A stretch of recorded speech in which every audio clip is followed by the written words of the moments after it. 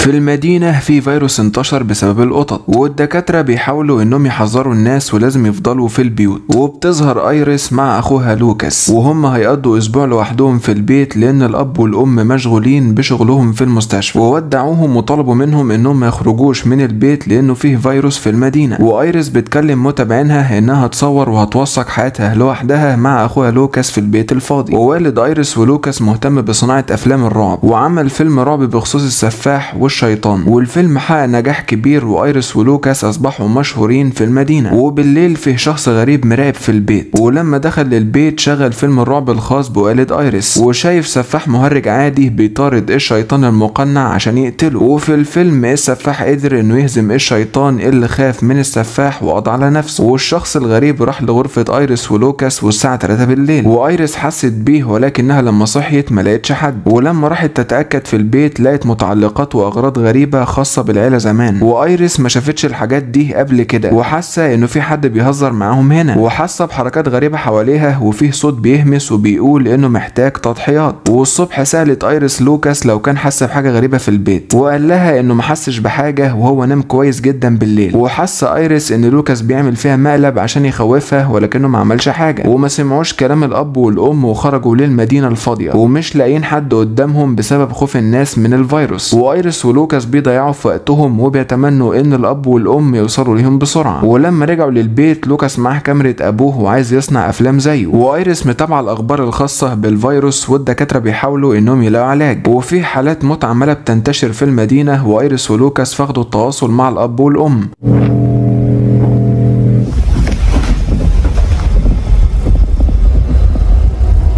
وايريس نايمة، الشخص الغريب معاه سكينة ومراقبها وبيصورها. والصبح لقت ايريس فيديوهات اتبعتت ليها من الشخص الغريب وهو مصورها في بيتها، فراحت للوكاس وزعقت له وطلبت منه انه يبطل المقالب الوحشة دي، ولكنه قال انه ما عملش حاجة، وايريس مش مصدقاه. ولوكاس مش حاسس باي حاجة مختلفة هنا، ومستغرب من قلق وتوتر اخته، وراح لدميته وبيتفرج على افلام مرعبة ومستمتع. وسمع صوت من الدمية وقالت ان الشيطان لازم يحصل على التضحيات. واستغرب لوكاس وحاسس انه بيهلوس بسبب الافلام. والدكاترة من بره البيت بيحذروا الناس انهم ما يخرجوش من البيوت. وايريس متابعة في الاخبار، والمدينة حالات الموت فيها بتزيد، والشرطة مش هترد على مكالمات الناس لانها بتساعد الدكاترة في المستشفيات. وايريس ولوكاس مشغولين بالتفكير في فيديوهات الشخص الغريب، وممكن يكون فيه واحد من اصدقائهم بيعمل فيهم مقلب. وبالليل حست ايريس بالشخص الغريب ومش عارفة تنام، وراحت للوكاس وبيضحك عليها بسبب خوفها وهو اصغر منها ومش خايف. ولقت الشبابيك مفتوحة واكيد الشخص الغريب معاهم هنا في البيت. وراحت ايريس تبعت رسائل لابوها عشان يرجع للبيت لانها خايفة، ولكنه طبعا مش هيرد عليها لانه مشغول مع مراته لعلاج المرضى. ولما صحي لوكاس ملقاش دميته، ولما دور عليها لقاها فوق في سقف البيت، ومستحيل تكون الدمية انها طلعت لفوق لوحدها. وحسوا بالقلق وهم هنا لوحدهم وخايفين ومستنيين عودة الاب والام لانهم اكيد هيحموهم. والصبح لقى لوكاس ان الدمية اختفت من على سقف البيت، وما خدش باله منها وهي في الحمام. وبالليل وكالعادة الشخص الغريب دخل للبيت وبيصور فيهم، وشايف احلامهم وذكرياتهم، وبيهمس وبيقول ان الشيطان محتاج التضحيات. وراح لغرفة الاب وشاف افلام الرعب ومتضايق منها لان في الافلام السفاح قدر انه يقضي على الشيطان. والصبح لقت ايريس رسالة من الشخص الغريب، وقال لها انها لازم تفضل تصور في نفسها مع لوكاس زي ما ابوها كان بيصور في افلام الرعب، ولو توقفت ايريس عن التصوير فالشخص الغريب هيأذيها. وقلقت ايريس وحاسة انه في سفاح مطاردها، ولكنها ما قالتش لوكاس عشان ما تخوفهوش، وما بيخرجوش من البيت وحابسين نفسهم لحد ما الاب والام يرجعوا لهم. والصبح لقت ايريس صورتها وهي صغيرة، والشخص الغريب دمرها وبعتها ليها كتهديد لو توقفت عن التصوير. ولوكاس مشغول بالبيانو وزهقوا من حبستهم في البيت، وعشان ايريس تحمي اخوها فهي مكملة تصوير عشان الشخص الغريب ما يأذيهوش، وحاسين بيه في كل مكان حواليهم ومش عارفين انهم يشوفوه. وسمعوا صوت موسيقى غريب وقديم، ولو مشغل الصوت اشتغل لوحده، ولو اغراض قديمة لعيلتهم، واكيد الشخص الغريب ده ليه علاقة بالعيلة من زمان. وايريس ما عرفتش انها تتصل بالشرطة ولا حتى بالاب او بالام.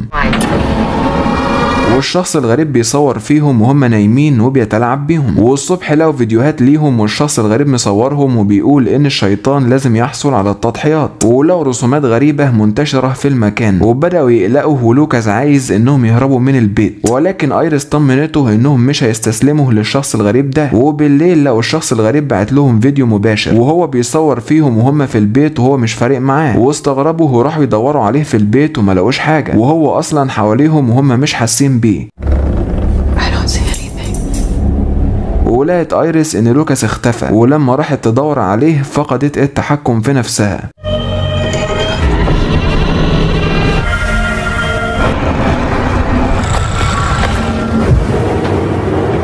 والشخص الغريب هو شيطان وسيطر عليها وعايزها انها تقتل لوكاس، ووراها الدم والناس اللي هو قتلهم، وايريس صدته ومش هتقتل لوكاس، وسمعت صوت ولما راحت تتأكد لقت امها.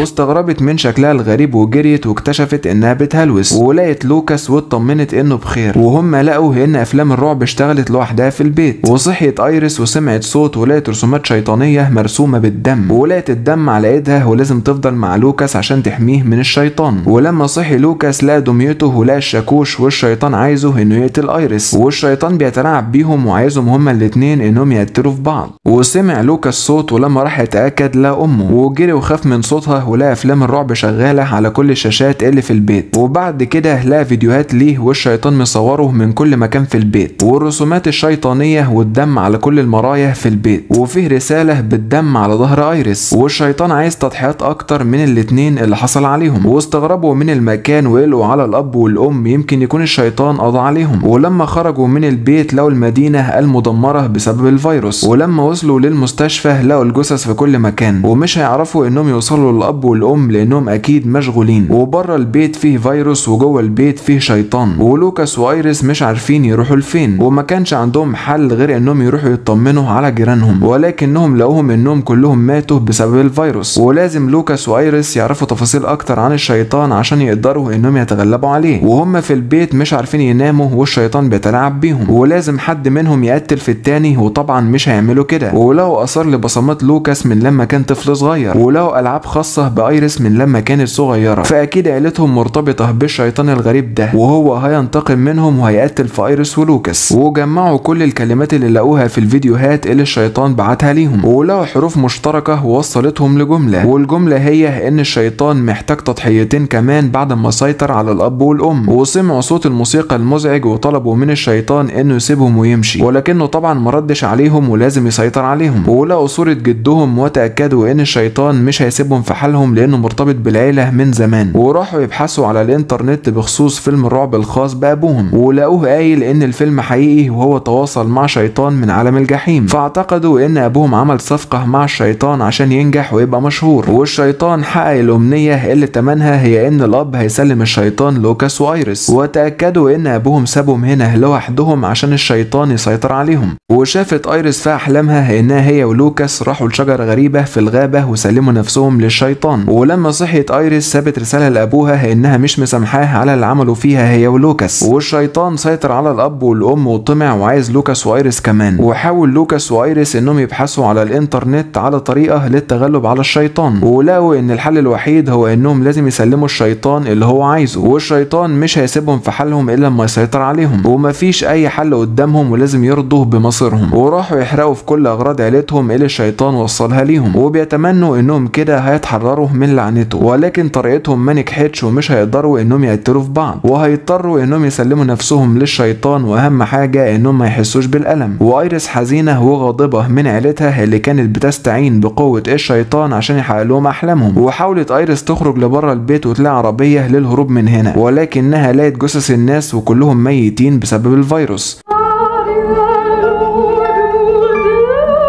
وشافت الشيطان والساعة اصبحت 3 بعد الفجر، وده الوقت اللي الشيطان طلب منهم انهم يسلموا نفسهم ليه فيه. وراحوا للغابة وعند الشجرة اللي ايريس شافتها في حلمها، ولقت ابوها كشيطان وبيصورها وهي بتسلم نفسها مع لوكاس للشيطان. والاب المجنون مهتمش بعيلته، اهم حاجة بالنسبة له هي انه يحقق امنياته حتى لو كان على حساب حياة ايريس ولوكاس ابنائه. وبعد اسبوعين العلماء لقوا علاج للفيروس، والمدينة رجعت من تاني آمنة والناس حسوا بالسعادة. والأب الشيطاني رجع لبيته مع الأم، وهيساعدوا الشيطان وهيسلموه بشر أكتر. بس كده يا شباب، دي نهاية الملخص، وفي الوصف هسيب لكم روابط لأفلام أكتر.